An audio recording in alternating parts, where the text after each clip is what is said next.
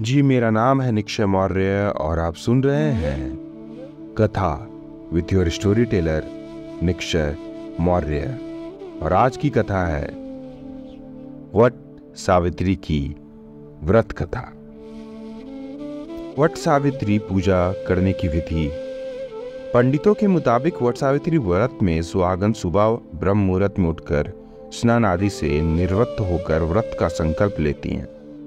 महिलाएं 16 श्रृंगार कर 2 टोकरी में पूजा का सामान लेकर वट वृक्ष के नीचे बैठकर वट सावित्री की कथा सुनती हैं और वट वृक्ष को जल से सींचती हैं। इसके बाद वट वृक्ष को रोली चंदन का टीका लगाती हैं और हाथ में कच्चा सूत लेकर वृक्ष में लपेटते हुए परिक्रमा करके पूजा संपन्न करती हैं।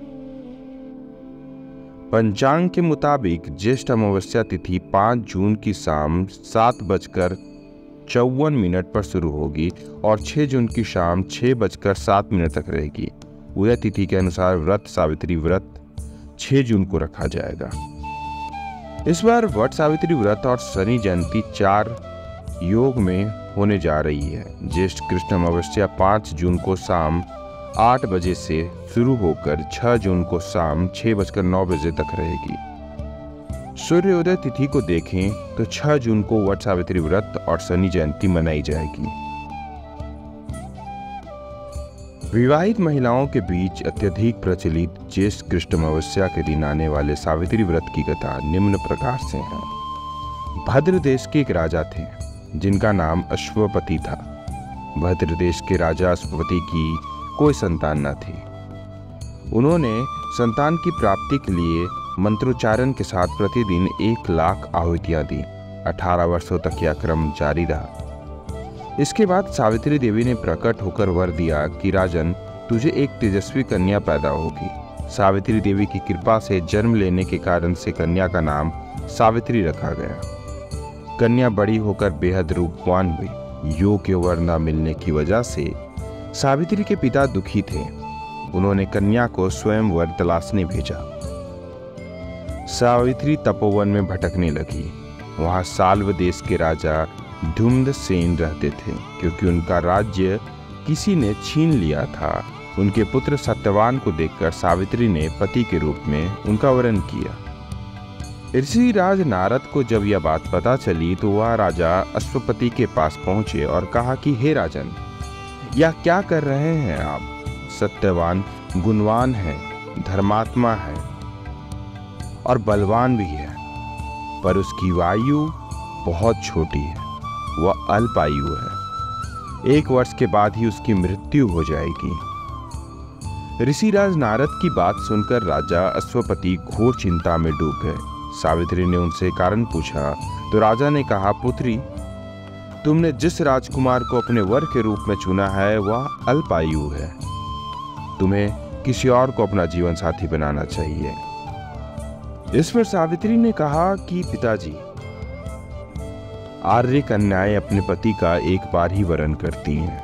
राजा एक बार ही आज्ञा देता है और पंडित एक बार ही प्रतिज्ञा करते हैं और कन्यादान भी एक ही बार किया जाता है। सावित्री हट करने लगी और बोली, मैं सत्यवान से ही विवाह करूंगी। राजा अश्वपति ने सावित्री का विवाह सत्यवान से करा दिया।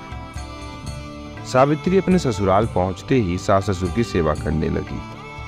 समय बीतता चला गया। नारद मुनि ने सावित्री को पहले ही सत्यवान की मृत्यु के दिन के बारे में बता दिया था। वह दिन जैसे जैसे करीब आने लगा, सावित्री अधीर होने लगी।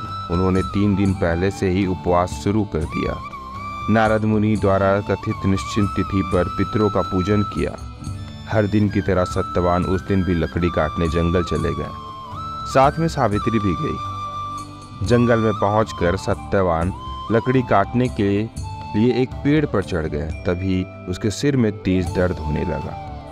दर्द से व्याकुल सत्यवान पेड़ से नीचे उतर गए। सावित्री अपना भविष्य समझ गई। सत्यवान के सिर को गोद में रखकर सावित्री सत्यवान का सिर सहलाने लगी। तभी वहां यमराज आते दिखे। यमराज अपने साथ सत्यवान को ले जाने लगे। सावित्री भी उनके पीछे पीछे चल पड़ी। यमराज ने सावित्री को समझाने की कोशिश की कि यह विधि का विधान है, लेकिन सावित्री नहीं मानी। सावित्री की निष्ठा और पति प्रियता को देखकर यमराज ने सावित्री से कहा कि हे देवी, तुम धन्य हो, तुम मुझसे कोई भी वरदान मांगो। सावित्री ने कहा कि मेरे पास सास ससुर वनवासी हैं और अंधे हैं, उन्हें आप दिव्य ज्योति प्रदान करें। यमराज ने कहा तथास्तु, जाओ, अब लौट जाओ। लेकिन सावित्री अपने पति सत्यवान के पीछे पीछे चलती रही। यमराज ने कहा देवी, तुम वापस जाओ। सावित्री ने कहा भगवान, मुझे अपने पति देव के पीछे पीछे चलने में कोई परेशानी नहीं है, पति के पीछे चलना मेरा कर्तव्य है। यह सुनकर उन्होंने फिर से उसे एक और वर मांगने के लिए कहा। सावित्री बोली, हमारे ससुर का राज्य छिन गया है, उसे पुनः वापस दिला दे। यमराज ने सावित्री का यह वरदान भी दे दिया और कहा अब तुम लौट जाओ। लेकिन सावित्री पीछे पीछे चलती रही। यमराज ने सावित्री को तीसरा वरदान मांगने को कहा। इस पर सावित्री ने 100 संतानों और सौभाग्य का वरदान मांगा। यमराज ने इसका वरदान भी सावित्री को दे दिया। सावित्री ने यमराज से कहा कि प्रभु, मैं एक पतिव्रता पत्नी हूं और आपने मुझे पुत्रवती होने का आशीर्वाद दिया है। यह सुनकर यमराज को सत्यवान के प्राण छोड़ने पड़े। यमराज अंत ध्यान हो गए और सावित्री उसी वट वृक्ष के पास आ गई जहां उसके पति का मृत शरीर पड़ा था। सत्यवान जीवित हो गया और दोनों खुशी खुशी अपने राज्य की ओर चल पड़े। दोनों जब घर पहुंचे तो देखा कि माता पिता को दिव्य ज्योति प्राप्त हो गई है। इस प्रकार सावित्री सत्यवान चिरकाल तक राज्य सुख भोगते रहे। अंततः पतिव्रता सावित्री के अनुरूप ही प्रथम अपने सास ससुर का उचित पूजन करने के साथ ही अन्य विधियों को प्रारंभ करें। वट सावित्री व्रत करने के और इस कथा को सुनने से उपवासक के वैवाहिक जीवन या जीवन साथी की आयु पर किसी प्रकार का कोई संकट आया भी हो तो वह टल जाता है। तो ऐसे ही अन्य कथाओं के लिए सुनते रहिए कथा with your story teller Nikshay Maurya. ऐसी कथाएं यहाँ आती रहती हैं, हम आप तक पहुँचाते रहते हैं।